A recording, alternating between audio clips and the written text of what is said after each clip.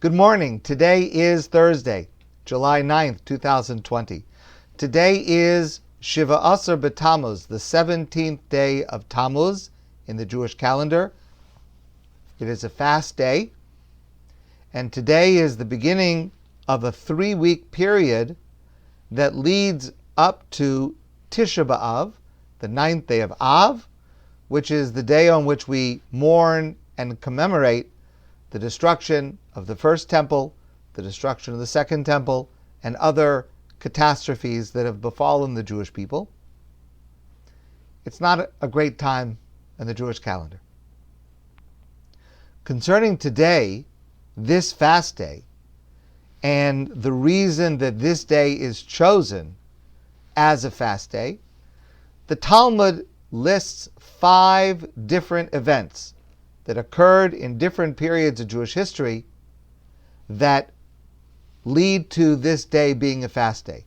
Now, I want to share with you the list of the 5 events that occurred on this day, and I'm going to ask a question about this list, and I'll ask the question now so you can think about it. I'm going to ask you to think about, of the 5 events that are listed, which do you think is the most serious, is the worst of the events? So let's see what the Talmud says first. So the Talmud says, Chamisha Dvarim Iru Es Avoseinu B'Shiva Asar B'Tammuz. There are 5 different catastrophic events that occurred on this date in Jewish history, the 17th day of Tammuz.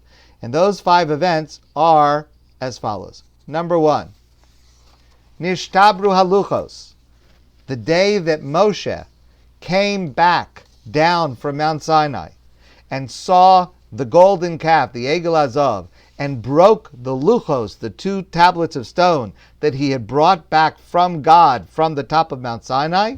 That catastrophic day was the 17th of Tammuz. That's event number 1. Number 2, Batel HaTamid, the Tamid offering. So in the Beis Hamikdash, in the Holy Temple in Yerushalayim, every day there was a Karban Tamid, an offering, a sacrifice that was daily. It was every single day. Once in the morning, once in the evening. That was the daily offering. And leading up to the destruction of the temple, the Tamid was halted. The service of the sacrifices was disturbed and halted in advance of the actual destruction of the temple, and that occurred 3 weeks earlier on the 17th of Tammuz. The third event is Hukva Ha'ir. The walls around the city of Jerusalem were pierced, were made vulnerable. This refers to the second temple. The Romans had laid siege around Jerusalem, attempting to conquer it, and on the 17th of Tammuz, they were able to pierce the walls of the city and enter the city of Jerusalem, and there was hand-to-hand combat for the next 3 weeks until finally on Tisha B'Av, the 9th of Av, they succeeded in actually destroying the Beis Hamikdash, the temple in Yerushalayim. So the piercing of the walls of Jerusalem occurred on this date, 17th of Tammuz. Fourth event was V'saraf Apostamos Esatorah. Apostamos was a Greek general, and on the 17th of Tammuz, he burned a Torah scroll. It was not, any Torah scroll is as holy as any object that there is, but this was a very specific Torah scroll. It was the Torah scroll that had been written centuries early by Ezra, that was kept in the Beis Hamikdash, in the Holy Temple in Yerushalayim, and every other Torah scroll was compared and checked against this Torah scroll, because this was the absolute correct version and spelling, etc. And so it was the standard by which all other Torahs would be evaluated. Like, wasn't there at one time something, I seem to remember, a meter somewhere in Paris, maybe, if I remember. Maybe I'm remembering it wrong, but like that was the standard for the whole world. Now I think it's all digital, but This was the Torah scroll, and it was a very serious blow to the Jewish people when this specific Torah scroll was burnt by this general Apostemos. And the fifth event was also instituted by this Greek general Apostemos. He erected an idolatrous statue on the ground in the courtyard of the Beis Hamikdash of the Holy Temple, a terrible desecration of the holiness of the Beis Hamikdash. Okay, so those are the 5 events that took place. Now, if you think about which one of those was the most serious, Rav Aaron Lichtenstein gives a surprising answer. I think it's not the intuitive answer. And he says as follows. He says that many religions have a religious approach where daily practices are secondary and the primary religious expression is special observances, special annual holidays or seasonal events or irregular rituals, and those special milestones, that is the focal point of religious life and religious identity, and the daily stuff is less important. Rav Lichtenstein writes, in general, people are attracted to that which is festive, special, and exceptional. They disdain that which is routine, boring, and everyday. Judaism takes a different approach. Judaism takes the approach that is based on the Karban Tamid, the daily offering. Let me show this to you in several ways. There is a famous statement of our rabbis, and I'm sure you have heard it, you're familiar with it. Amar Rabbi Akiva says, Ve'ahavta l'reacha kamocha, you shall love your fellow as you love yourself. Zeh klal gadol batorah, this is the fundamental principle upon which the entire Torah rests. This is the most important thing, everything else is commentary. Very famous statement. Many people have heard that statement. Many people are familiar with that statement.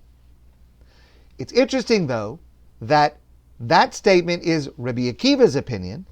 There are at least 2 other opinions among rabbinic sages as to what is the klal gadol batorah, the fundamental principle upon which all Torah rests. Rabbi Akiva's opinion obviously makes a lot of sense and is extremely coherent. Another opinion says it's a pasuk in Bereshis. Vayivra Elokim es ha'adam b'tzalmo, b'tselem Elokim bara oso.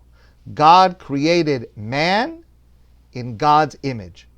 Zeh klal gadol batorah. This is the fundamental principle upon which the entire Torah rests, that every single human being is created in God's image, is dear to God, has a spark of the divinity within himself or herself. That's the klal gadol batorah. Another very coherent, logical, and meaningful opinion about what is the fundamental principle. And then there's a third opinion. Es hakeves echad taseh baboker, ves hakeves hasheni taseh ben harabayim. In the morning you shall offer a daily morning every morning, and in the afternoon you shall offer the daily offering every afternoon, the Karban Tamid, the daily routine offering every day, the same thing. Zeh klal gadol batorah. This is the great principle upon which the entire Torah rests. Judaism wants us to relate to God at every time and in every place. I've shared with you before, the name that we use, the word that we use for Jewish law is halacha. The word halacha means to go, the path, walking. It means that the way that we are supposed to act as we are walking through life. It should accompany us in every situation in which we find ourselves, not just the special days and the highlighted moments, but every moment. In the Shema, we say these famous words, V'dibarta bam. We are obligated to learn the words of the Torah and to live the lifestyle of observing the mitzvos. B'shivtecha b'veisecha, when we are sitting in our homes, uvelechtecha v'derech, and when we are traveling on the road. B'shachbecha, when we lie down at night, uvkumecha, and when we get up. At every moment, in every situation, Jewish law and our connection to God should accompany our journey through life. There's an amazing principle in halacha in Jewish law. Let's say you have to decide the priority between two mitzvos. Let's say you have a conflict between two mitzvos and you have to decide which comes first. There's a principle. If you have one which is routine, that is, it's more frequent, the other one is less frequent, but it's more holy, the frequent comes first. The routine comes first. I'll give you an example. Every Shabbos morning in our davening, we have two services. We have Shachris, the morning service, and we have Musaf, the added service, especially in honor of Shabbos. The Shachris, morning service, that's the same as every single day. Every single day we say in Amidah, stand before God and we pray before God. The morning prayer, that's every single day. Musaf is only on Shabbos and Yom Tov and Rosh Chodesh. Only on these special occasions. Let me ask you a question. Which one comes first?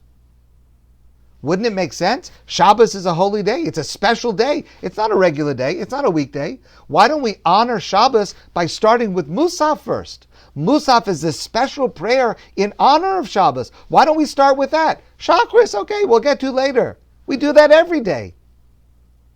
No. Tadir umekudesh, tadir kodem. The one that is more frequent, the one that is routine, that has priority. Here's what Rav Aaron Lichtenstein says.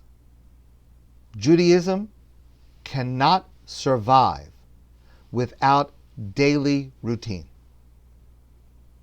Now, when the Tamid was halted, when the daily offering ceased, prayer took over its role. That's the moment at which prayer takes over the role of the sacrifices, and we have the daily prayer instead of the daily sacrifice, because we cannot live as Jews without daily routine connection with God. And according to Rav Aaron Lichtenstein, that is the most serious of the 5 events that occurred on this day. Rav Aaron Lichtenstein goes on to point out that today we have an even greater danger, because many Jews identify with this alien worldview that only special moments are important. Only highlighted prayers are significant. Rosh Hashanah, Unasana Tokef, Ne'ilah, the Pesach Seder. Yes, of course, those are extremely important. But for many Jews, sadly, daily practice is of little value. And we have to push back against that. We have to emphasize the value of being in constant contact with God on an ongoing basis. We have to emphasize the holiness of a moral daily life, the little actions that occur on a regular basis, not just the big dramatic things that everyone notices.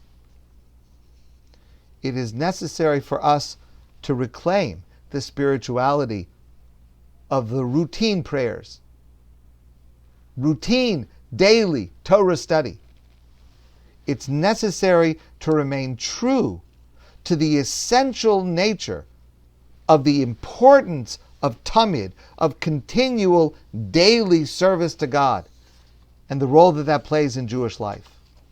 And especially today, on the 17th of Tammuz, the anniversary of this terrible catastrophe when the tamid offering was halted, we need to commit ourselves, especially over the next 3 weeks, but at all times, we need to use this time to recommit ourselves to enhancing and emphasizing the value of routine, daily contact and intimacy with God, wherever we go, whatever we do, wherever we are. My friends, have a great day. Have an easy fast. And I look forward to seeing all of you soon in person.